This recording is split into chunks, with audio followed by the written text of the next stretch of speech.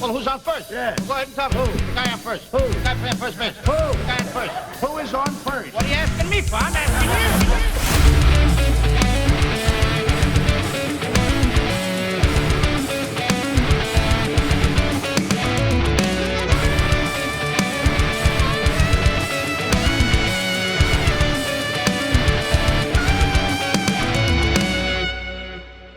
What is up, everybody? Welcome to this episode of Who's on First. Thank you guys so much for listening. We really appreciate it. I am Tim Ellebrick. That is Brian Kaplinger. That is Michael Ramsey. We got so much to cover. We got so much to talk about. A lot of bomb-oriented things today. We got some Derby talk, some more home run talk, maybe some Seattle stuff, and then we'll see whatever comes about. But before we get started, how are you guys doing? How was your Father's Day? Did you guys have a good one? Yeah, had some hot dogs, hamburgers, and everything with the family. Enjoyed that, and let my daughter wear me out a bunch, and vice versa. So, a very enjoyable Father's Day today. Yeah, I mean, happy Father's Day to all the fathers out there. Number one, shout out to my dad, great dude. Talked to him on the phone for a little bit, and I caught him at just the right time. It was just after he got done with dinner, right before he took his nap, so we were good to go on that. So. But yeah, quiet day for me, but I like that, just sitting on the couch watching some baseball. Absolutely. Happy Father's Day to my dad as well. He doesn't listen to this and he doesn't care about it, and that's okay. But maybe, through 3 different people who listen to it, he'll hear it. Before we get started, just would love if you could give us a like, comment, and subscribe on any of the platforms you listen to. We just started Reels last week. That was a little bit of a big jump for me, but we're getting into it. We're having fun. All right, fellas. The day that we're going to talk about is June 20th, 2026. Schwarber does some unreal stuff. I believe it's the 3rd game of the year, 5th career 3-homer game. Last night goes 4 for 5, 6 ribbies, 3 home runs in a single game. He's not Joshua Baez or anything, but he's going off like crazy. So we're gonna start with the game. Did you guys watch it? What are your thoughts? Just overall the game. I know there was another hitter that did something really cool. I don't like him, but Schwarber is the guy that I want to. I know you want to talk about Schwarber, but you got to give Harper his props. I mean, 4 for 4, his first 4 at bats. He gets the cycle now. There's a lot of debate whether that triple was a legitimate triple or not, but that's what you get for playing at home. You get those calls, baby. And, I mean, the reality is he was around second. Now, had the cutoff man decided to throw to third, I think he's out by a good percentage. Yeah. But they chose not to, so kudos to him, but the bigger storyline is definitely what Schwarber's doing. I mean, it's fun to see cycles. Like, don't get me wrong. I think had Schwarber not hit the 3rd home run, Harper steals the attention of that game, even with the 2 home run game. But I think just the notable of Schwarber and just the home run barrage that he is himself warranted kind of that as the big game. For me, though, I think obviously the Mets series has come at such a good time for the Phillies because as we speak now, they're unloading on the Phillies once again, 6-1 on Sunday night baseball. And so it's like, this is the perfect time for them to get right. I mean, they were already rolling, but now I think you're starting to see the other players. To me, last night, I didn't start the game, but I tuned in very quickly when I saw what was starting to take place, and I actually got to see like the triple live, all of that stuff on TV. But it was one of those things where what was starting to get impressive was not the fact that it was just Schwarber. I mean, yes, that's impressive. Let's talk about that. But that team offensively is getting right, and that is scary. Because they are going to run down some other teams, and they may actually make it a little bit scary for Atlanta. I don't think Atlanta's given up the lead, but I think, they might have to be looking over their shoulder a little bit right now. Yeah, I was going to say, I mean, there's a lot to talk about in this, just to hit on the Schwarber end, to talk about just how crazy of a game he had. in the third inning alone, the man hit over 900 feet worth of home runs, Right. which is just unbelievable. Because, I mean, 2 home runs in an inning is crazy in general, but to have 2 450-plus foot shots is just unbelievable. And, I mean, effortless swings too, just typical Schwarber stuff. The other thing I guess I was really going to hit on is the fact that the pitching from both sides. So I'll hit on the Mets first. The Mets, their big trade piece going into the trade deadline is Freddie Peralta, and he got absolutely lit up yesterday for 10 earned runs in 2 2/3 innings. So not exactly ideal for a guy you're trying to sell to somebody as an ace at the trade deadline. 2, especially you got to make sure I shout out for our good buddy Ryan, as he's a big Sanchez guy. Sanchez did his thing again yesterday. 6 innings, only gave up a run. And they talked to Sanchez post game, and he said, of course those other guys had to kind of updo another one of my starts. Those guys just always coming in and blowing it up. But unbelievable game. And like you guys said, perfect time. Braves hitting a really bad streak right now, and we kind of wondered if it might happen. Phillies get to play, ironically, the get-right team in the AL East this year, or the NL East this year, being the New York Mets. Right. And it is coming into complete fruition this weekend, because they are putting it on them. Absolutely. So, to your point, 4 for 5 with 6 ribbies. The 457 foot, the 456 foot in the same inning. 67th player in MLB history to do that, hit 2 home runs in the same inning, which I believe one of the other ones, I don't know, 67's a lot of people, but Tatis Sr. for the Cardinals, who hit the 2 grannies in the same inning. Right. Also, the fun thing about that, it's the same pitcher. Like, can you imagine one pitcher staying in for that many runs against him in today's game?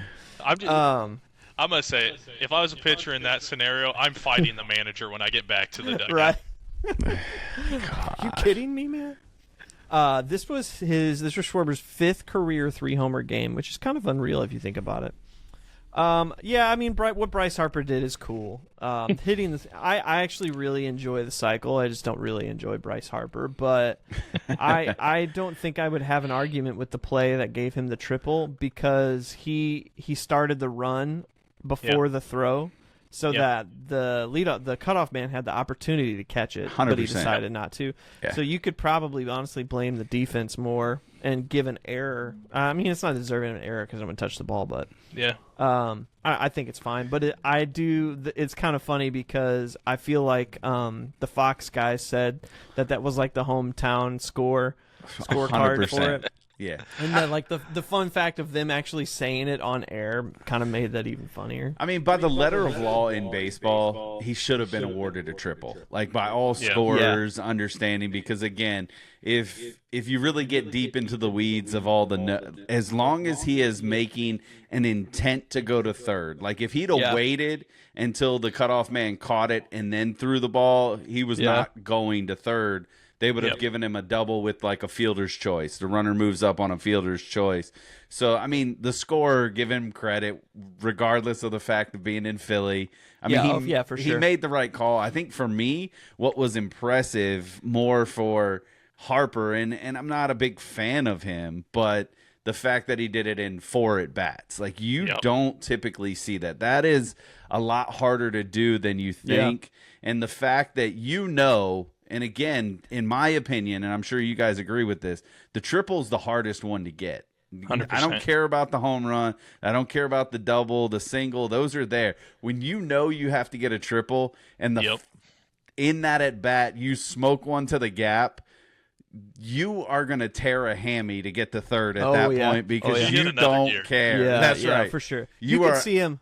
You could see him coming out of the box as soon as the bat touched the ball. He was like, "Oh." Yeah. it's 21 years old Bryce Harper again. Because they were like, even on the broadcast, they were bringing it up. Like, do you think he knows? And one of I forget which one said, they're like, oh, he knows. And if that ball is down the line or in a gap, brother ain't stopping. You're gonna have to throw him out at third if you don't want him to get that triple.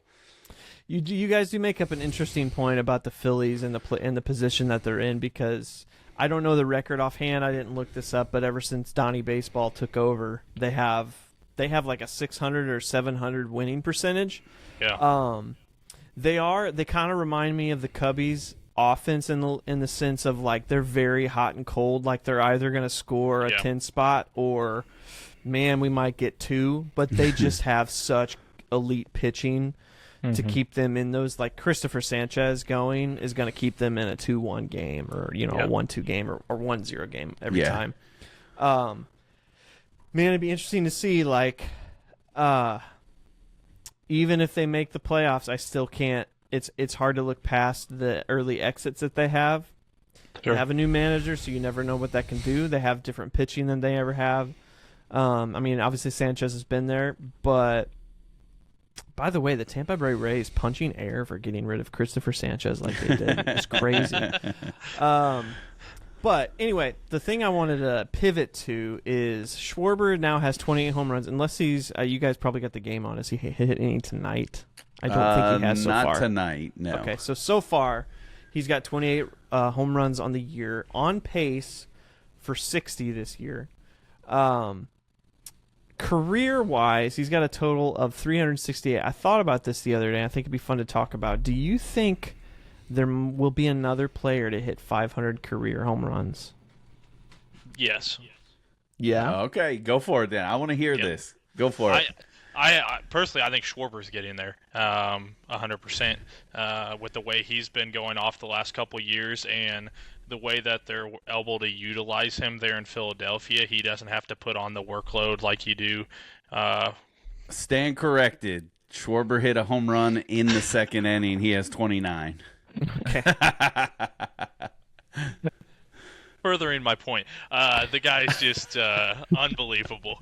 And once again, it's June. This is what Schwarber does. He actually decided to add May in this year on top of it. But we're talking this guy is bordering 30 home runs, and it's not even close really to the end of June yet. So he's putting together another special season. This is third or fourth straight year he's going to break probably 40 to 50 home runs, and with the pace he's on right now, we may see Schwarber hit 60 this season. So I do think he'll get there.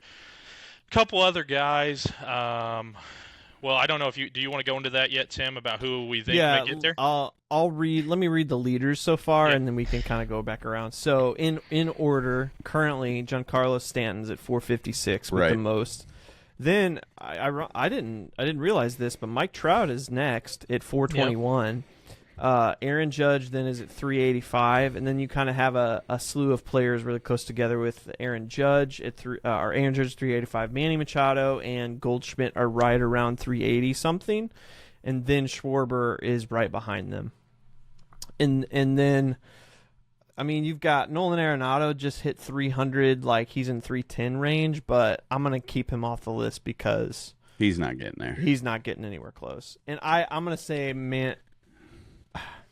say, Goldie's not going to make it for sure. Right. Manny Machado has a really long contract left, but it's really hard to see him in the running for this. So for the lack of, for today's terms, we're going to talk about Stanton, Trout, Judge, and Schwarber.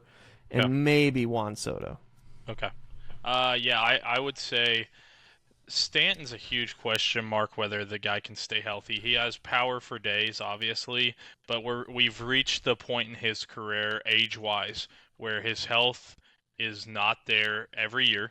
We know that for a fact. And the actual ability, if he's not out there on the field, to hit home runs in basically every game he's out there is pretty tough. he's a guy I definitely can see trying to limp his way into 500. So, if he's out there at 42, 43 years old, still trying to, sitting at kind of that Albert Pujols-esque, thing where it's like, is he going to get there? And then all of a sudden he goes on a short run or something of, hitting 10 home runs and gets himself there. I could see that. I would say he's probably, ironically, probably the one I would say I would feel least likely amongst him, Schwarber, Judge, and those guys. Stanton least likely. Yeah, just because of his health. It's reached a point where I don't know how many more years he truly is going to have because he's also got to get teams to continue to keep him around. And when you're carrying a guy that you're going to get maybe 60 to 100 games out of every year, maybe. That's a tough carry for a lot of teams, especially. And for 100% fact, he has to be a DH. So you're locking in not only a position, but also a guy that for a fact is not going to play anywhere close to a full season. So I think Trout's going to get there. What we saw, kind of that resurgence from him early this year, um, barring something crazy happening, he gets traded to Philadelphia, wins a World Series this year, and then just decides to walk away. I don't foresee that happening, but I do think Trout will get there. Sitting, like you said, 421, and he showed us it's still there. He's still got it. And I definitely could see one of those things where he gets traded elsewhere, barring he actually allows it to happen. I guess we'll see here in a month whether that happens. But I could see a world in which he goes on a pretty nice run. And then the Judge piece, it's tough to say. He's got all the power and ability in the world, but he did get going a little later than most. I would say I was a lot more confident before this injury that's got him out for a significant amount of time this year that he would get there with the way he had hit the last couple of years. But you just never know how these guys are going to heal up once just in general in any sport, but especially when they reach, kind of that post prime or late primes. An injury can really do a number for what you get out of those guys. Um, he does have the benefit of being in Yankee Stadium, which that that's going to definitely help him out. But um, I would say I'm cautiously optimistic with him. I would say at this point, just like I said, we don't know what we're getting back with Judge post this injury. I'm really hopeful because he's obviously a ton of fun to watch play baseball, and he's been the last 3 years. You can make the argument as valuable as Ohtani outside of the pitching aspect that Ohtani randomly brings to the Dodgers. But Judge is special. I would say I am most confident that Schwarber is going to get there, ironically, even though his total is lower than the others, because of the consistency and the position he plays. Now, obviously, who knows? Like I said, these injuries randomly come up that you can't really predict. But being able to be out there as a DH almost every single day significantly helps him out. And unlike some people where they really can't handle being a DH, they really need to play the field to stay locked in a game. Schwarber's a dude that you're like, hey, I know you just woke up 20 minutes ago. Could you go hit a home run? I feel pretty confident he could still find a way to put one out. So he's the guy I think that probably also has the most at stake. Now, I don't think Stanton's going to be a Hall of Famer unless he hits 500, but he does have the MVP in his back pocket. So is there a world in which someone, you just start seeing him slide up around his year 8, year 9, whatever? Yeah, possibly, but Schwarber has to hit 500. Like, there's no question he's got to get to 500 because his batting average isn't there. He was not a good fielder when he actually played in the field. So he's got to get to 500. And like I said, the pace he's been playing, you could also see him, knock on wood, I hope it doesn't happen, but you could see a world in which an Ohtani goes down with an injury for, a month and a half or something. Schwarber hits 60 to 70 home runs in a season, steals an MVP late in his career like this, on top of having the backstretch of his career, kind of like Nelson Cruz, where it's all of a sudden this guy's 40 home runs for 6 straight years. It could help carry him there too. So, I think that kind of answers. There's probably some other young guys in there, like you said, Tim, like Juan Soto. There's a lot there. Like, he's a guy that's really weird because it's like, could I see a world in which he just decides he's tired of playing baseball because half the time he doesn't even look like he wants to be out there? Yeah, I could see that for sure. A guy like J-Rod, I could see. He's got all the power, and then maybe like a Caminero is a random young guy I would say probably to throw on that list to watch, because he's got unlimited power. Tampa's a great place to hit, and he is still very young. So probably on that watch list, but he's got a long way to go. Yeah, I mean, I'm not going to argue a lot of what you said. I mean, for me, it may not be, the hottest take out there. I think Stanton gets there. I mean, he plays 4 years, hits 10 home runs for 4 years. He's basically got it. Like, that's, yep. I mean, to me, that's not unrealistic. I mean, at this point, if that's a mark you want to get to, go play in Colorado, brother. They'll put you at DH all season. You're going to at least get 10 home runs. Dude, makes like, good money. Right. Like, yeah, Oh, man. Right. Just, I mean, some of those simple things like that, like there's ways for him to do it. Trout, I agree. I think he's going to get there. The one for me that I think is no doubt is honestly, I think Judge is a no doubter because really for 6 years, if he hits 20 home runs, he's got it. And he does that in 1 month most of the time when he's right. So it's not like, to me, that's not far fetched on that. The one that probably a lot of people aren't going to like, I think it's a product of just the simple fact that he's going to have to play because of the contract that was given to him. I think Manny Machado gets there as well, just because of the sheer fact he has to play. Interesting. And he's going to hit enough home runs annually. I mean, you see it this year. Like, the dude's horrific, like, with the bat. Like, let's be honest. But he's still 12, 13 home runs to this point. And if he averages 20 to 25 home runs for the remainder of his contract, he's fine. He's going to get it. And so there's a lot of those names. I mean, I agree. Like, Schwarber's going to be there just because I think he is the one. I agree. He knows how to play DH. He doesn't have to be on the field, so I think his career is actually going to be able to be extended because of that.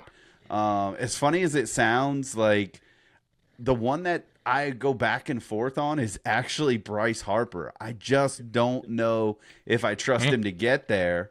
But he should. I mean, him and Schwarber are kind of in the same boat. He's even a little bit higher than Schwarber on that.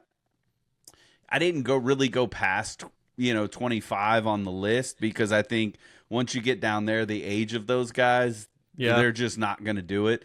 It's fascinating that Juan Soto is at 24 and only 27 years old. Like, if there is someone that I think could potentially, and I'm not saying he will, but could potentially rival like Barry Bonds' all-time record, it's probably Juan Soto if he chooses to get something lit underneath of him to where he wants to swing the bat, because it's interesting. I started, and one of the things I looked at, and Tim, you'll appreciate this. So I went to the actual just career list, the Barry Bonds, all of that. And most of those guys are in the 20s as far as seasons played. Yeah. Like and that's unique in today's baseball realm. You don't see that quite as much. So it'll be fascinating. But there's one outlier that sits at 11, and that's Mark McGwire, who in 16 seasons hit 583. Like, to me, that's insane when you start looking at that. I mean, there are some that are 18, 19, but the fact in 16 seasons you almost eclipse 600 home runs. That's pretty daggone impressive. Like, I didn't even know that till I started doing some research on that. There's some help. I'm sure. Like, I'm not, but it's still impressive, right? yeah, like, yeah. I'm not knocking the doing man. it, so right. there's- I mean, I can't say if I didn't play in that era, I wouldn't have tried it as well. I mean, Right. if you're getting those numbers, something's working. Yeah. But yeah, I mean, it's the list of the knowns. I mean, if you were to ask me who are some of like the upcoming young stars that I could potentially see maybe in this realm, man, that's where it gets really, really tough for me, because you don't really see that same power profile that you saw with a lot of these guys. So it starts to get tricky. Like early on, I wanted to say someone like a Jordan Walker could, but Yeah. we've seen such up and down. Now, if this year is his legitimate year, Yep. this might be a kid that we start talking about that could really start Yeah. to look at as that next guy. I look at someone like, we haven't really, been able to see some of the young sluggers really kind of come into their own as far as the power that we expected, whether you look at whomever they are, the Shaws or the, list out all the new young guys that are coming Yeah. up, like Julio. Yeah. I thought like Julio Rodriguez, I thought was going to be one of those guys that would be, a Barry Bonds-esque type of player. He just hasn't developed into that fully. Now, he's still got a lot of time. Right. And so it'll be interesting. But to me, obviously, if I'm picking anybody that I'm betting on to absolutely do it without a doubt, it is probably Schwarber, and Judge is right there, in my Yeah. opinion. But I'm also laying down on Juan Soto, even though I don't like him. Like I don't like him on any level, but I would love for the dude to come play for my baseball team. Like he's just that good. I'd take him. I wouldn't turn it down. Right. So I don't disagree with all you guys. I'm going to throw a couple names out there because I didn't do it on purpose before. But what do you think about two guys that kind of stick out to me? It's in addition is Shohei Ohtani, Yeah. Mm-hmm. and I'll explain why in a minute, and Yordan Alvarez a little bit. Alvarez has probably the longest shot of anybody on the list. Yeah. He has yet to have a year like he's having like this, and then 162 has not been super kind to him. Yep. Right. So he's I think I just saw he's 28, 29. 29 now. So Yeah. he's right there. But I bring up Ohtani because Ohtani's 31. He's only had 9 years in the big leagues. He's got more home runs than Juan Soto does already. Yeah. He's got 7 more years after this year on his contract, of which, if we're being honest, he's probably not going to pitch for all 7 of those. Yeah. So he's going to essentially become exclusively a DH. And he's already proven, to your guys' point, this dude knows how to DH really, really well. Yep. And if he gets to the point of like just DHing, his body's probably going to be a little bit healthier, even though he's going to age, obviously. Yep. The list I want to bring up, you kind of started a little bit, Brian, but the Mark McGwire is the top of my list. So I looked up a chart of home runs per at bat. Mm-hmm. And this kind of changed my mind and the outlook of everything. So Mark McGwire leads this list at 10.6 at bats per home run. Yeah. So that's probably every 2 games a home run is hit for him. And I'll say this before you go anywhere. If there's anybody that's going to mirror the shortness of Mark McGwire as far as getting there, it's Shohei Ohtani. Yeah. So, guys want to guess who's number 2 on this list? So at bats Albert per home run. Pujols. No. Okay. Oh, No. that's an interesting one. I think Albert had, much like Juan Soto's going to have, he had a lot of time. Yes. Because McGuire had 16 seasons, Albert had like 22 seasons or something crazy. Yeah. Well, where we're sitting at now, I would say Schwarber's probably not far off from that. He's number 5. And we're going all time, right? Yes. So Oh, Babe Ruth is on this man. list. Barry Bonds is on this list. But I'm talking number 2 is an active person. Wow. In this case, but it is a career stat, but it's an Okay. active player. All right, hear me out. Is it Colson Montgomery? No, That kid's been swinging. going I off. Yeah, right. if I'm honest, I don't think he qualifies. I don't know what the Probably not. minimum. Okay, so a minimum of 1,000, a minimum of 3,000 plate appearances. Okay. So 500 games. He does not qualify. For context, Juan Soto is on this list, but he's a little further down. 3,000 games. Oh man, No, this no, is tough. 3,000 plate appearances. Plate 3,000 plate Yeah, appearances. yeah, Yeah, sorry. 3,000 games, man. Woo. We Got the eliminating a lot of people on that one. Yeah. Kelly. Is it Aaron You Judge? can't be looking it up. I You was can't I'm be not looking looking it it up. up. I'm Okay, just okay. looking at the list of players that I It have. is Aaron Judge. I was Yeah. kind of wondering He's the at same, number 2 on this list at 11.2 at bats per home run. So he's 34. He's getting up there by age. Obviously, this season is probably Right. the worst of his career since maybe first couple of years. Obviously, his rookie year was pretty outrageous, but from that stretch, I think probably starting in 22, it's been an absurd number. But 11.2 home runs is one more at bat than Mark McGwire. One more single at bat to add a What home a run. So we're bomb. talking, Right. we're talking probably 2 full games per home run. Obviously, the pace is not the same this year. Schwarber is at number 5 at 13.1 at bats per home run. It's still ridiculous. Shohei Ohtani is at number 6 at 13.4 ABs.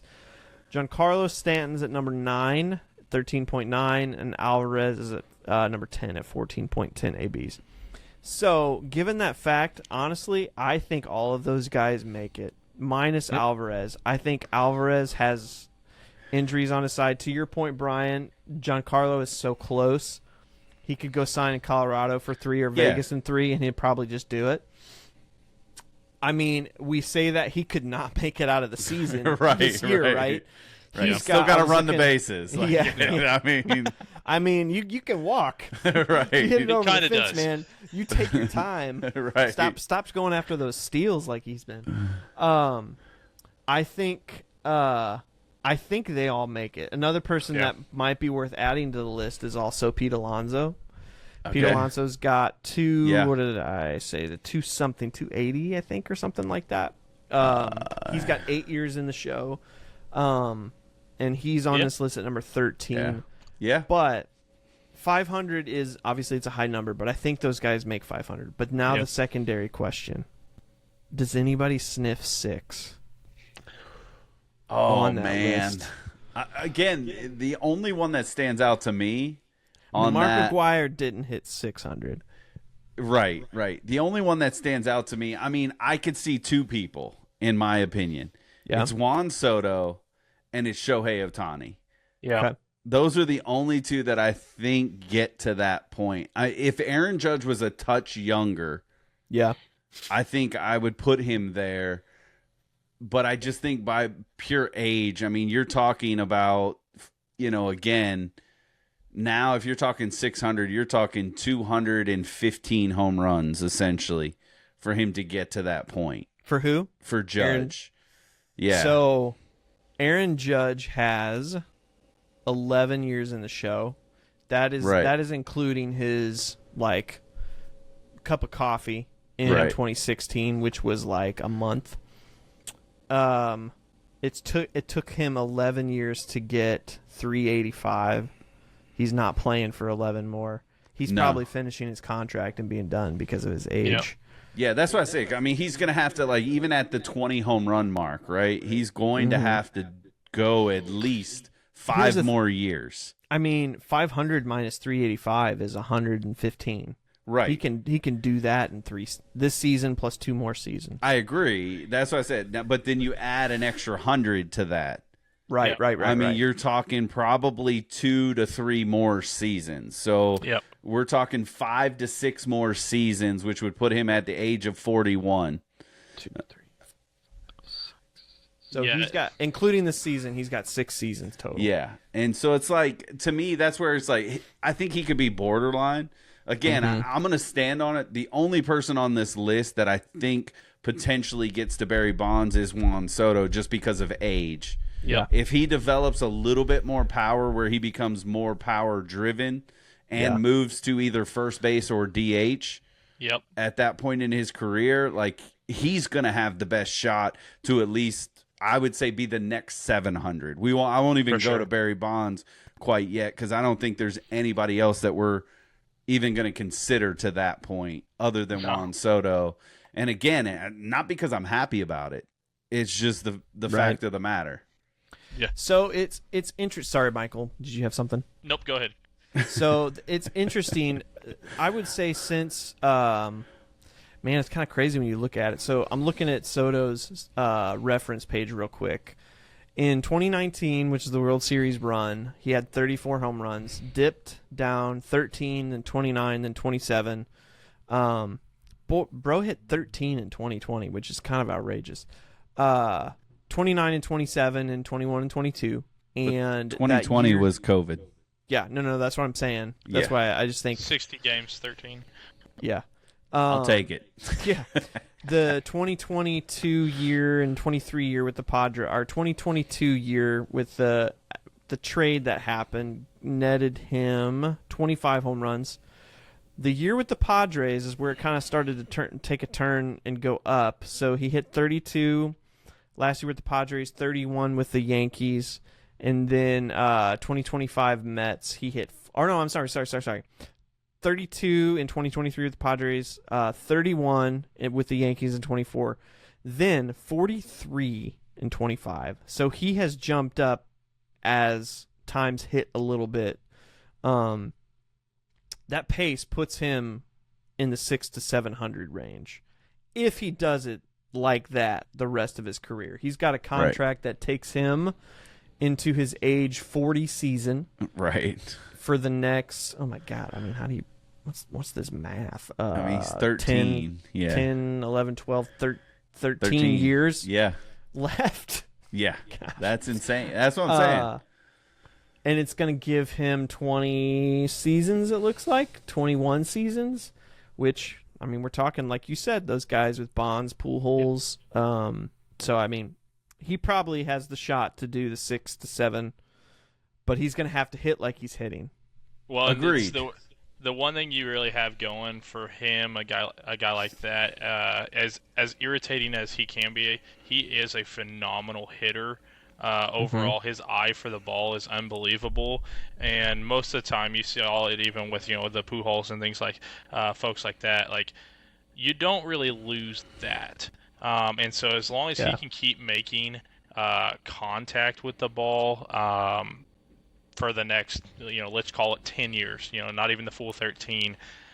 I think 16 or 600 is definitely within play. Like I said, he's just a weird fella, so it's hard to judge like what he's going to be like in 10 years from now. Maybe he's our favorite player in 10 years, but could be. He's one of those guys that it's like I could definitely just see him being like, somehow the Mets win a World Series and he just, see ya, I'm done. Like, I don't really care about things that much. Like, yeah, he could really pull who's the third baseman that we always talk about? The third baseman or the pitcher, Steven Strasburg.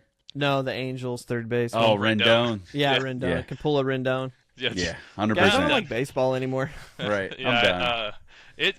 I mean, he's already at 17 this year, so I mean he's probably on pace to break 40 again this year. So, or at least borderline 40 again. Right. So, I could definitely see a world where he hits 600, 700s. Obviously, a number that very few have ever even been within earshot of. Right. So the fact that he's only 27 and is sitting where he is home run wise, I would say, and like I said, he's not one of those guys where you're sitting here going the Schwarber of it, where he's going to bat 200 on the year, 220.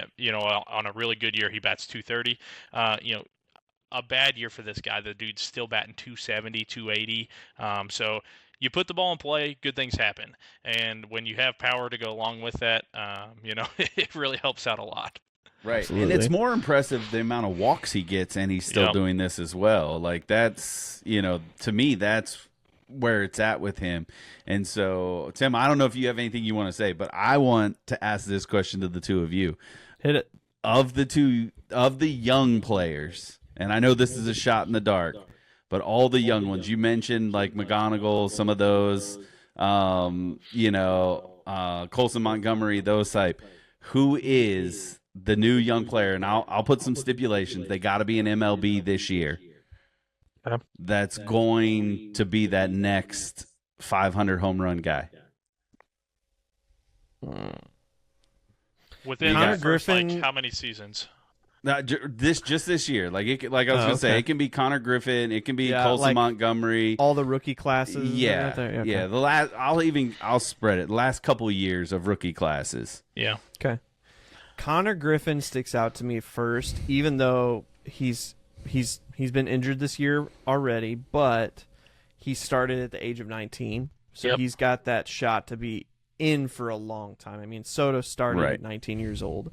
That gives you just a huge leg up of time because, I mean, for comparison, not for power, but Weatherholt's starting at the age of 24. Yeah. That's a 5-year difference 100%. of age and time. Montgomery's an interesting case, man, but he could also be one of those guys that he doesn't make enough contact in like 3 or 4 years to... like not to say he's Nolan Gorman, but it could head in that direction as well. Could head in the Schwarber direction, though, too. For sure. But those two are the two that come to my mind. But I might have to do a little bit of... I know, I caught you off guard, and that was totally on purpose because I want you to just give me your raw answer. It's a great answer. Connor Griffin sticks out to me the most. I would have to agree with you with the Griffin piece just because of the age, for the same reason with Juan Soto. The guys that do come up and are able to perform at a high level when they first get to the league are the guys that you can see going off for these huge home run totals for their career. The guys that it takes a little bit, like the Judge, where you run into the Judge aspect. When a guy doesn't get going until he's 24, 25, 26, it's just harder to get there because math. With age, you're going to start declining and whatnot. So I have to throw Montgomery on there. I love Montgomery, local kid. And then he just came up on the 4th of July last year, and I saw since he got called up, he's like 3rd on the list in home runs since that time period. Yeah, so 41 home runs since he's been called impressive. up. Yeah, pretty impressive. I would say I kind of mentioned if you'll throw Caminero in that list, he's a young guy still. I would say he'd be one to watch. I don't know whether he can bring that, but like the raw power I saw from him over the last year plus is one that I'm like, I could see a world, especially if he continues to play in smaller ballparks, that I could see him bordering 500 come that time. So I guess I will throw Caminero as my big dog, but it's like, do you want to throw Bobby Witt on that? Yeah, absolutely. But yeah. So can I throw one more in there? Yeah, real go quick? for it. I didn't think about this, but I think I want to throw Nick Kurtz into that ring too. Okay. I meant to So- throw him out there earlier.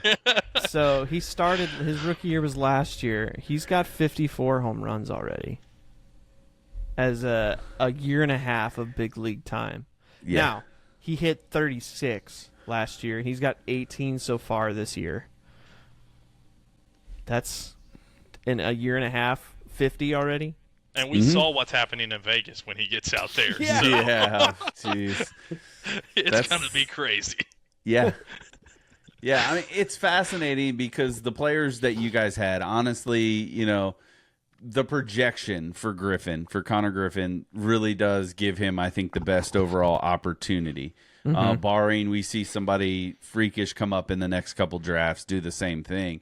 Yeah. The one that I'm glad you said it. I wasn't really going to try and hijack this, but Caminero is impressive because he's also 22 years old. Yep. And he's only had really 2 full seasons. His first one, he had barely just over 170 plate appearances in his first season, still hit 6 home runs.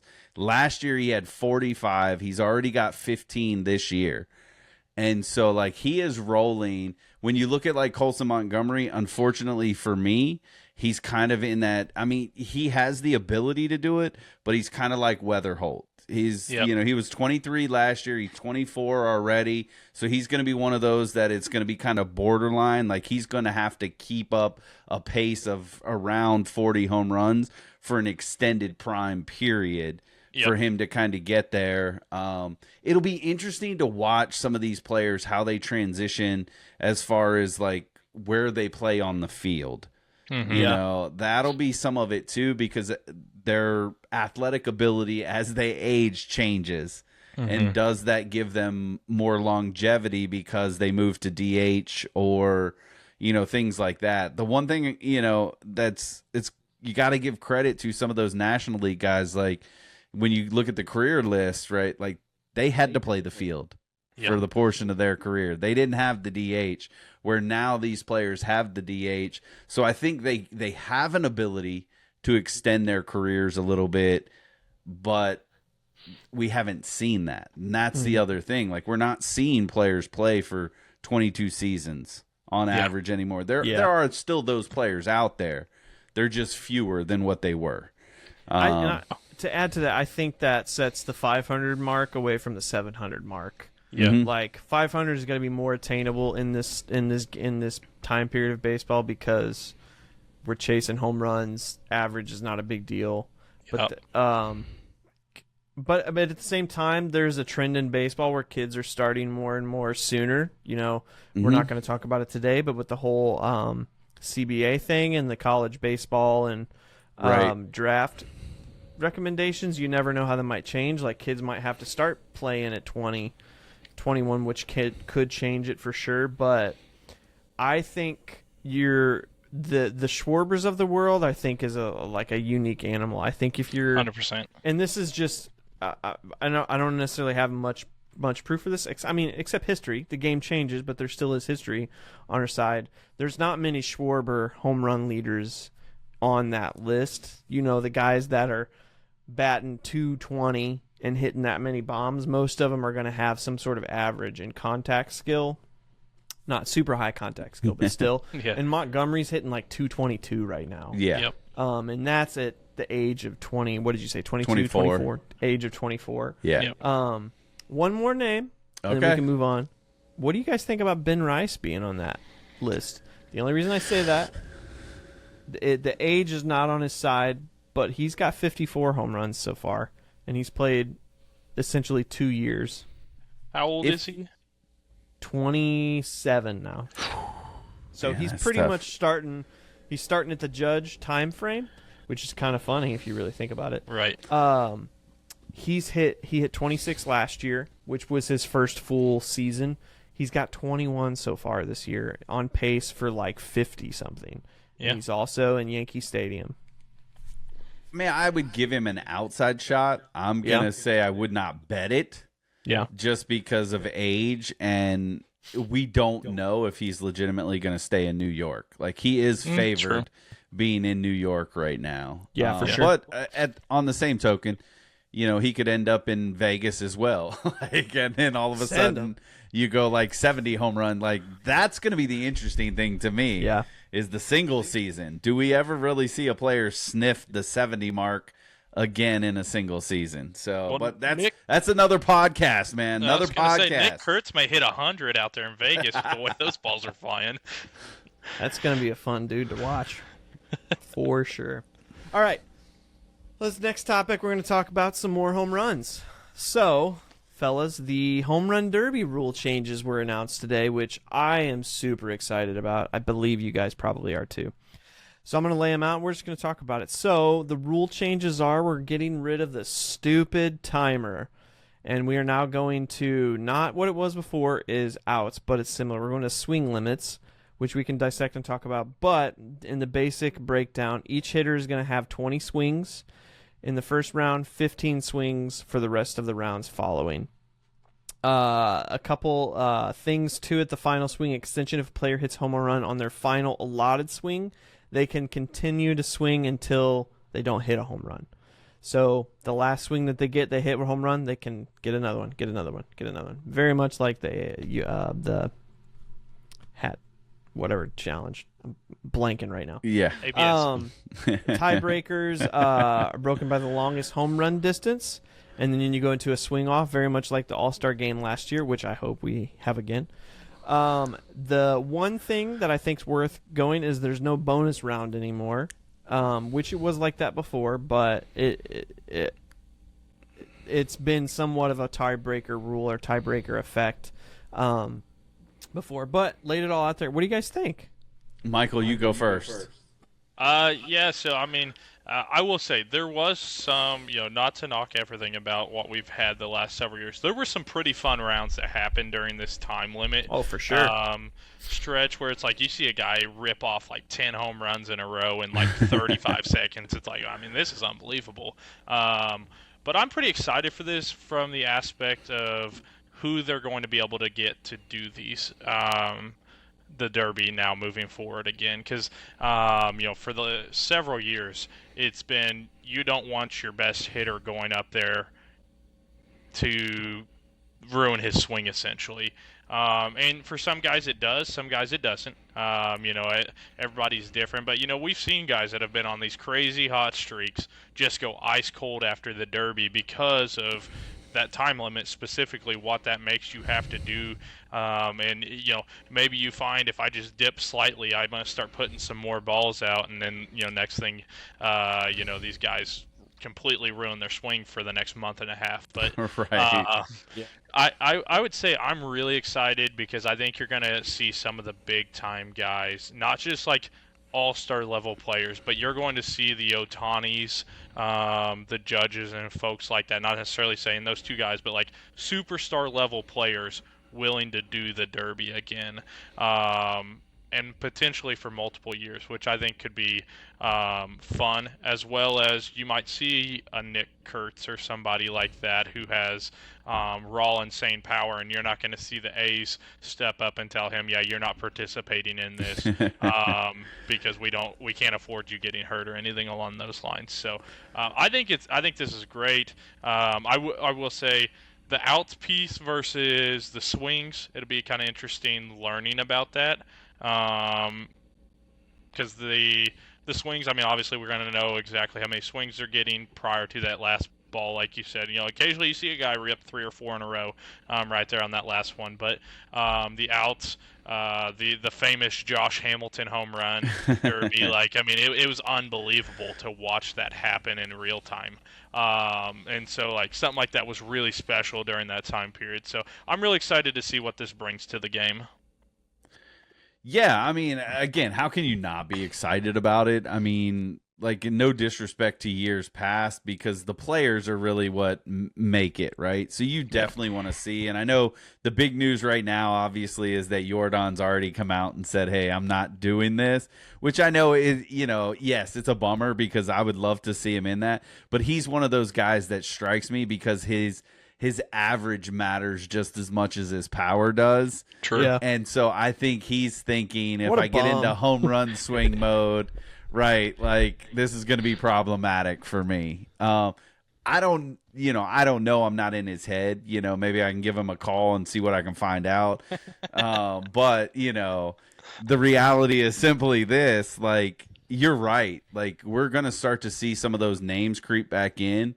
And I love the idea. I mean, I'm old school. I love the out profile of the home run derby where you had 10 outs and you just hit until you got 10 outs. For me, that was so much fun. And I think this is the closest you can get back to that, because I like the 20 swings because you're not exhausting a player in the first round. I mean, they have the ability, obviously, to go way beyond 20 swings if they get in a rhythm with that last ball. But the reality is, like you said, Michael, most of them may get 3 to 4 home runs in a row before they just miss one. And then it ends up being the end of the at bat. But you're going to have these special moments. And I could see Schwarber doing this, right? He's got 6 home runs, comes up to his last swing, and then all of a sudden he puts on a run of 15 home runs without getting out, and all of a sudden he's going on to the next round, and it's the place is electric because of that. And I think that's what makes the moments. Maybe a fun aspect, again, if MLB's out there listening, to add to this would be a secondary part of this is make teams have one young guy under a certain age one guy in the prime of their career and one guy that's a little bit aging but still has power, and have a little bit of a team competition on the outside of it too, where it's AL versus NL, and maybe there's some, gimmick you could throw into the All-Star game, like, have some fun with it. Bring a little bit of banana ball to the All-Star game where like you get a golden batter, if you win the home run derby as a team. Like, how fun would that be? Like, to add a little bit, you don't even have to do the young, all of that. Just have a little competition between NL and AL and get those competition juices rolling for some of these players and see what happens. Yeah, so the thing I like most about it, and I can see what they're doing, this is MLB's best shot they have at getting Aaron Judge in the home run derby. Yep. I think the rule change to go this direction is an indication that they recognize how, two things for me. They recognize how important rest is for players. Like Ohtani and Judge always deciding not to do it is because they're freaking exhausted. Yep. A, their backs hurt from carrying everybody. B, they need a break. This rule set takes the focus away from just like, like racing to get to it, and just like, hey, take a breather. It doesn't matter. Yep. You can take 2 minutes. Go take a smoke break, then come back and swing again. You know what I mean? Yeah. And I think that's the best shot that MLB has to get in guys like Judge and everything. I don't know he's going to do it. I know that's what everybody wants to see. Yeah. The swing thing is a little bit different. I think it's kind of like, we can't bring the old rule back because that's what the old rule was. So let's make it kind of like the old rule with the new as a new rule. Yeah. Nonetheless, I love the fact that hopefully it gets. I'm just looking for the. I don't remember the announcer's name, but the like back, just like the Chris Berman. Chris Berman. Yeah, Chris Berman. Thank you. Just given the time to enjoy the majesty of something that's just completely nuked. Absolutely. And also, this is kind of an underrated thought, or not underrated, but people think about this a lot. With the time clock for the home run derby, it is a nightmare for broadcast because Right. you've got one camera chasing the home run, but because you're under time, the camera's got to go back to so you don't even see the ball finishing 100%. half the time. Yep. Right. Now, this camera crew can and people watching on TV can just enjoy the home run the whole time. Yeah. And so I think it has no single downside to it. It can just, we can enjoy the majesty that is home runs because it's, unlike anything else in the sport. The one thing that this makes me want is I really want O'Neal Cruz back. Yes. Just because, not because he did bad, but I think to your guys' point of like messing with swings and messing with timing, you're trying to do a lot in a little bit of time. Whereas, man, the king of freaking exit velocity. Can you imagine just one swing every 60 seconds, and it's just like 800 feet in the air at 200 miles an hour or whatever, and it's just like, oh my God. That would be entertaining, I think. I think that was a great call out too about the TV piece, because I remember watching O'Neal Cruz last year, and when he hit one of those 500-foot shots last year, and they quickly pan over and then right back to him because you couldn't there's even see another it. ball coming, Right. and it's Right. like, this dude just hit a ball 513 feet. Like, I want to see that bad boy land. I want to watch something explode because it broke. Like, that's Right. incredible. That's a heck of a shot. And no, I 100% agree with you. Get Cruz back in there where you can tell him take 2 or 3 swings, take a second, Take a break. take a Yep. couple swings, Yeah. because it would be interesting to see what his exit velocity could be, because I think especially on like your final swing or final like 5 swings or something, you may see him top off something just absolutely ridiculous.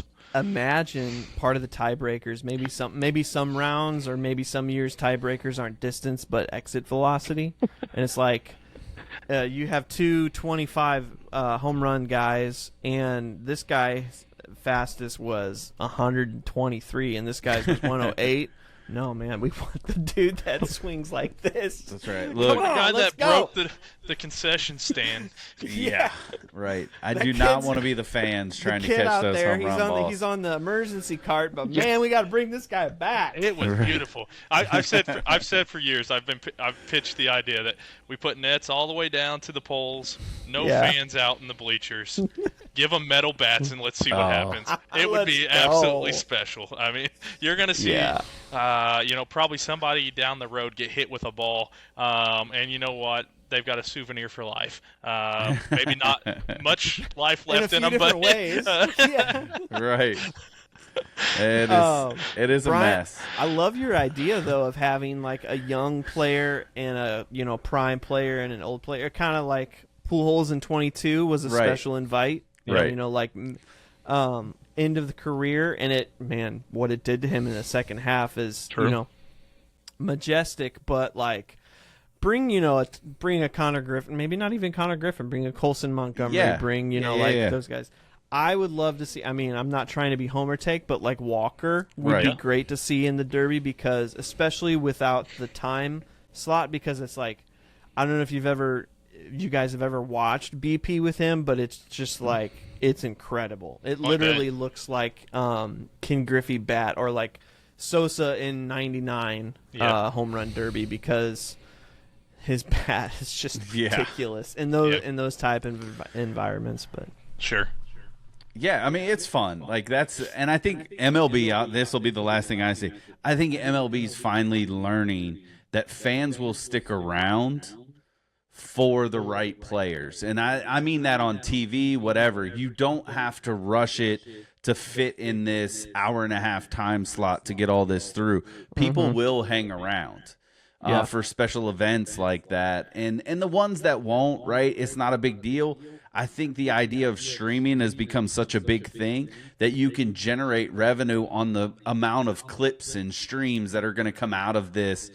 Even if fans aren't necessarily tuning in live, that are watching on the outside, on the secondary part of it, it's just going to be special to give these players an opportunity, like you said, to swing and take a break. I mean, it's not a 2-minute break, but take 15 seconds to get your wind back within you, because I don't want to see an exhausted player who's hitting 85 mile an hour off the bat by the end of the timer. I want to see that guy in those last few swings. He's hitting the ball just as hard as he did on the first one. Yeah. It's one thing that the MLB, for a lot of things, are always chasing the NFL and the NBA and some of these other leagues and stuff as far as total viewership goes. But the big thing that everybody will tell you that actually pays attention to sports is they by far have the best all-star weekend, full of events, not just the game, but like everything else that fills up. And this is a even better step in, keeping it going, keeping, making things even better. We've talked about it before. I would love to see the futures game, maybe bumped back a day, and get that televised and really get those guys a spotlight, because the Connor Griffins of the world or the McGonagalls and those guys would have been special to watch last year in these games. And so but it's unbelievable, and I'm glad that the MLB is listening to the fans when it comes to some of this stuff, because I would hate for them to ruin something that is truly great. I mean, even the home run derby, even with the time limit, it's still been one of the most fun events to watch on TV. I mean, it's blockbuster every single time it's on. The viewership's through the charts, and I think this is just going to be even better because you're going to get some of those old nostalgia guys from the Sosa era through the early 2000s, plus some of these newer people that are like, dude, this rocks. Like when you see a couple of those majestic bombs go, it's going to be like, all right. They nailed it. They hit it out of the park. No pun intended, with this one. Look, at this point, bring back some of the legends for a home run derby and shorten the fence a touch and just let them swing it and see what they got. Man, dude, Barry Bonds is still going to hit 500 feet. Come on now. Real quick, super quick question. What do you guys think about the idea of bringing back the All-Star Game winner gets home field advantage in the World Series? I hate that. You hate that? I Okay. hate it because I think it robs the best team in baseball, or the team that essentially gets there. Like you at the end of the day, the regular season matters. It has to. And I So you think it devalued the regular season? Yeah, because like here's the thing. You think about it. Like you may not be like, I'll throw it out there. Let's say the AL ends up with the best record in baseball, but overall the NL All-Star team is just a monster. Yeah. And you lose the All-Star game, and then that NL team gets the home field advantage in the World Series, and it's just basically saying what you did on the AL side really means nothing in that comparison. That's why like it's hard for me. Like I understand having an incentive so that the players play a little bit with the All-Star game. But that to me is a little bit much. I mean, again, I know MLB is going to hate this and they're probably not going to use it, but you want to have some fun with the All-Star game? Tell the league that wins the All-Star game, one of their teams gets to host next year's All-Star game. So if the AL wins, an AL team's going to get to host the All-Star game next year. If the NL wins, the NL gets to host it. I know they won't do it because they want the new stadiums to be, highlighted. But, hey, I mean, again, I think there's a lot of ways to incentivize people without robbing somebody. And maybe that's old school. I know some people in the chat are probably going to eat me up. Ryan might be one of those. He's going to say bring it back. But, I think there's some ways that you can do some other things. Mike, you have a thought? Yeah, I have to say I actually loved it because it won the Cubs the World Series back in 2016. It also won the Cardinals in 2011. Yeah, Sure. if the Cubs wouldn't have been able to put Schwarber out there for an extra game, the Cubs probably don't win the World Series. So, no, I will say I was really concerned when the league took that away that it was gonna devalue and really take it to the same thing that we get with the really crappy product that is the Pro Bowl and the MLB or NBA All-Star games. And they've been trying to figure out ways to fix these because of how bad they got. They weren't competitive at all. But the MLB of all leagues has done an outstanding job with figuring out ways to make this more fan-friendly, but still keeping it competitive. It's like you can tell the guys are out here having fun, but also you still see guys making diving plays and things like that. And like the swing off last year was unbelievable. I mean, that was incredible. Right. That was, I mean, that was top tier stuff to watch happen. Right. So, I would say, I wouldn't say I'm pro having that back, but I'm never going to hate that rule because, like I said, it won the Cubs the World Series 100%. Yeah. So my quick thoughts is just I don't think there's an argument for which one's better or worse because in both of our cases our teams won the World Series because their prospective league won. Like the Cardinals don't win 2011 if they're in Arlington for the last two games. Yeah. Maybe. Now, for the sake of argument, last year the Blue Jays had home field advantage and the Dodgers still won in 7 games with the most unreal Game 7 of all time. Yeah. So it's not like home field advantage is not a guaranteed thing, but it definitely has help to it. I just can't. To your point, Brian, with that idea, it's hard for me to see players still caring as much about it because in this day and age of load management and just like how much athletes are it's costing them, essentially not monetary, but just costing them health and time. The break of that time period is huge. Yeah, very, very huge. So it has to be a big deal to make them be like, nah, man, I need to play because we have a shot and I want to be at home for Game 7. You know what I mean? Yep. All right, let's wrap up. The only other thing I got is I want to mention the Seattle issue with the piggyback stuff going on. So for anybody that didn't mention, their GM, Justin Hollander's his name, announced that Seattle is going to do a piggyback starting system starting, I believe, on Friday as we're recording this on Sunday. So the current series that they're in, I believe they're playing Baltimore. They're doing a normal rotation, but then they play Boston. I don't know if they're going to Fenway or coming home. It doesn't really matter, but they're going to start a piggyback system with 2 starters just going back to back. So I wanted to get your guys' thoughts because this is starting to take hold in MLB a little bit with Milwaukee's doing it like crazy. That's a team that stands out to me. So I'm curious if you guys see this as a trend that's happening and what you guys think of the system. So just real quick, how it's going to work, just an example. In Friday, the plan is for Miller to start the game and then Castillo to follow out with him and piggyback off of him, with each of them having about a 75 to 80 pitch count limit. And then it's oriented with their schedule and their days off and everything.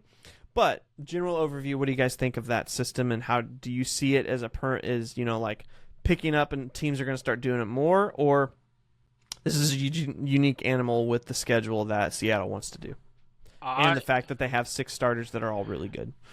That to me is more the piece of it, that they can do it because of who they have, and Milwaukee's much the same. When you have a great staff, you can do something like that, but when you have, the staff that we have, and that you guys have, where it's like, you never know what your starter's going to look like out there. Some games they come out and they're like, oh, this guy looks great. And then the next day he comes out and you're like, what? Where was the guy that just threw 5 days ago? Like, everybody's hitting you now. That's why I don't think this would work for every team, but it is kind of an interesting thought, especially – I don't know that I would carry it through a full year, but I could see a time frame where maybe running like right now, where you're not necessarily pushing up against the playoffs, but get your team kind of to learn a system like that for a little bit. So if that comes up in the playoffs, they're comfortable doing that because, I've heard, listen to several starters talk about how weird it is to come into a game that's already started when they're just not used to that. So I could see a world in which, like I said, maybe not all year, but let's say from this point of June till the end of July or something, trade deadline, you run that or whatever, just to get those guys used to it. I could see that being more likely than teams doing that like for a full season. But like I said, Milwaukee, Seattle, maybe if Boston actually looked like that, what we thought they could have, maybe they could have done something similar. But like, there's not many rotations where I sit there. The Dodgers obviously could because they have 100 starters in their pocket. But there's less teams, a lot less teams that could do this versus not do this, in my opinion. Yeah, I mean, to me, it's fine in theory. Until you get a pitcher that is on his game for one game, right? And it's the 80 pitch mark puts him into the 7th or 8th inning, right? And then it's really gonna mess up the next starter. Yep. So it just depends on how the games are playing out. Like, I don't hate the idea because I understand what Seattle's trying to do here. It's limit some innings, limit some pitch counts on their starting pitching, because that came back to bite them last year in the playoffs. They're playing in a world where they think they can win the West, which they're leading, as crazy as it sounds, just one game over 500. They're leading the West, right? So they're in position for that. It'll just be interesting to see, because Michael, to your point, the thing for me is I mean, I'm not in the clubhouse. I'm not the pitching coach. And I'm sure they're having conversations with their starting pitchers, but who those pitchers develop to be as those secondary pitchers that are coming in, because it is a very different mentality. Even if it's a clean inning, all of that stuff, it's like you can say, well, I'm going to treat it like it's a brand new game. But the fact of the matter is you're coming in and you're going to be up against maybe 7, 8, 9 in the order versus 1, 2, and 3. And so it changes a little bit of the game plan. And even for some of those starters that are coming in on the back end of the piggyback, it's like going in, it's like I get my pitch set up ready for the 1, 2, 3 hitters. So unless you're timing it up in the game where I get to come in with 1, 2, 3 again, so I know my game plan, it's going to be pretty hard to do that, because then all of a sudden I'm warming up. I don't know necessarily who's coming up to a bat until maybe the half inning before. I've got to get my game plan in order, the pitch strengths, all of those things. Now, that's a game planning thing. So if they can work it out, I mean, I see where it can have some benefit. I don't like it personally because I think it pulls some of the competitiveness away from starting pitchers. Like as a starting pitcher, you want to be the guy that goes out there and gets the ball to open the game and can throw 100 pitches, because what's going to happen when you need that guy to be stretched out? He may not be stretched out anymore. And so I'm not a big fan of it. I understand the mental thought for Seattle, and I see why they've gone this route, because they want to stay healthy. They want to keep their guys fresh come playoff time, because they do have a heck of a staff. Like they do. And it's also going to open doors for them to get to see some of these other guys and see who they can become. To me, this screams, we're really just going to showcase some extra pitchers here. So if we have to make a move at the trade deadline, you see what you got. And then come trade deadline, they're probably going to go back to a standard 5 or 6 man rotation where these guys are pitching to, 100 pitches once again. Yeah. Yeah, I think you guys are both on to a couple things. I think part of it's a case of like, we don't like Leo Castillo, but we need to keep him. We can't get rid of him right now, so we got to use him somewhere type of thing. Emerson Hancock's incredible, and we can't send him down, but we got to do something with him. So what are we going to do? This type of thing. I think long term, it's interesting. Brian, you brought up a really good point about the competitiveness of starters. Like the Dustin May start that we had last turn, every starting pitcher in their mind starts that game with the intent to go to the 9th inning. Yeah. Doesn't really happen anymore, obviously, but you want that competitive edge. You want them to think that they can get there under the pinch count, like that's their goal. It does get rid of this. Part of the game is going this direction, I think, because the bullpen has become such a big deal with the changing of looks and pitches and styles as games go on, especially in the playoffs. And to your guys' point, both this matters in the playoffs a lot because starters are only going like 4 innings. Unless you're Yamamoto, starters only going to see him 2 times through max. Right. Max.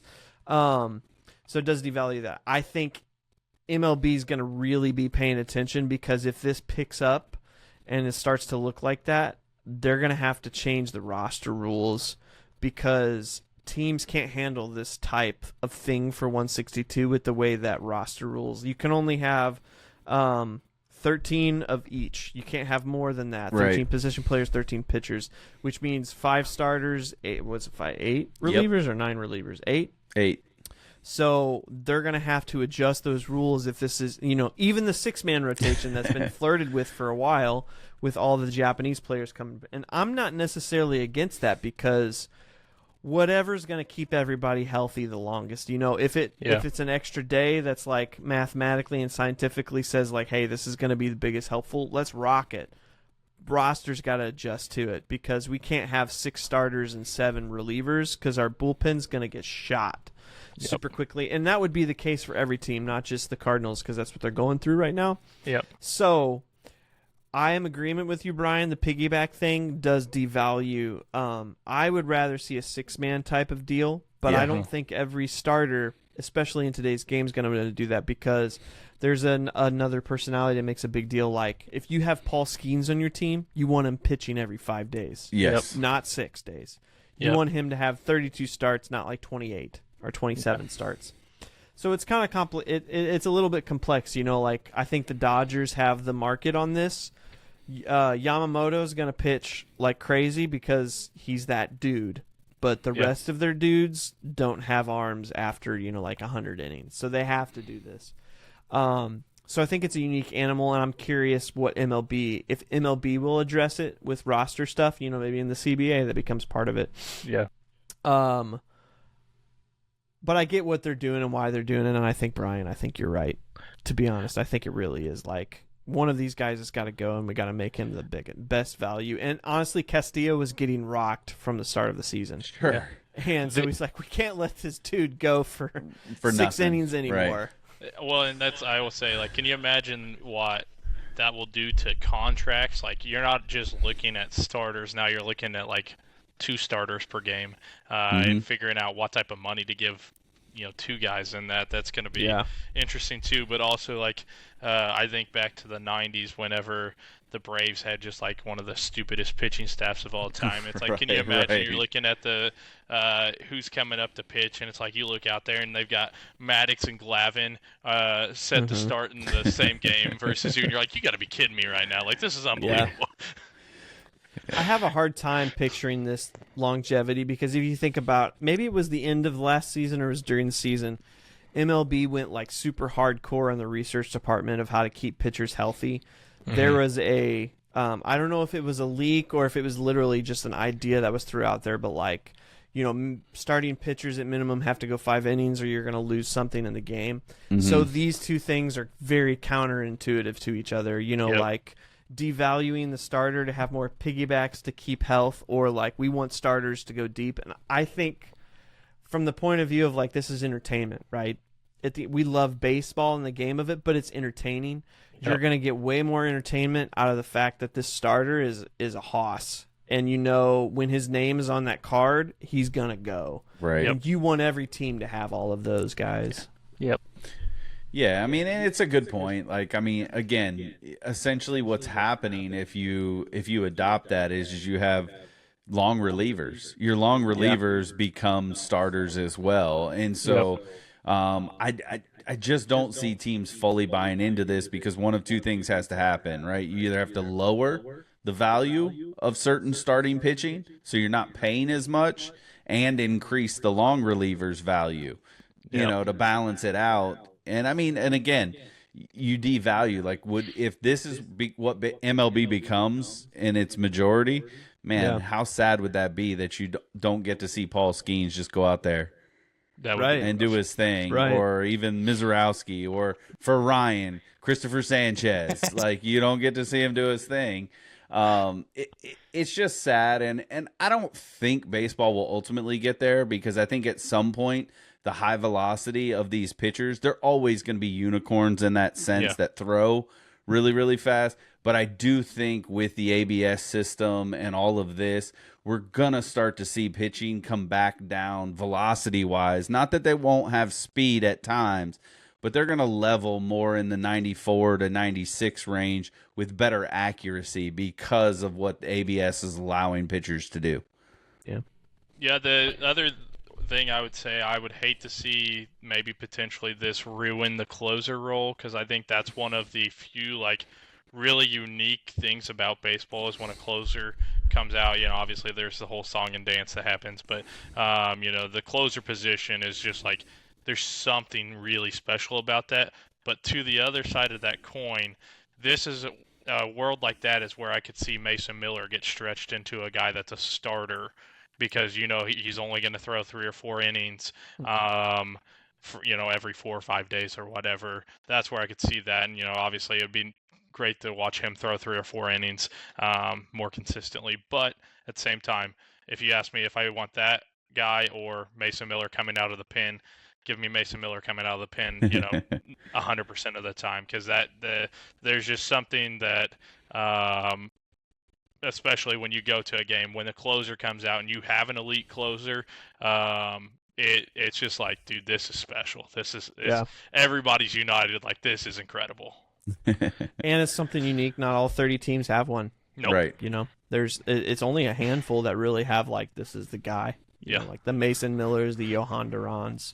Yeah. But yeah, great discussion. Let us know your thoughts, guys. Like, what do you think about the idea of the piggyback versus the long reliever versus, you know, starters going completely deep? Which would you prefer? Let us know your thoughts about the All-Star, the home run derby rule changes, and then, you know, if you think Jordan Walker's going to hit 600 home runs this in his career. I was going to say this year. He better get on pace because he's way behind. Let's get after it, kid. Like, we got some stuff to do. But we appreciate you guys listening, and really, really appreciate it. Let us know your thoughts. Give us a like, comment, subscribe. We will see you guys in the next one.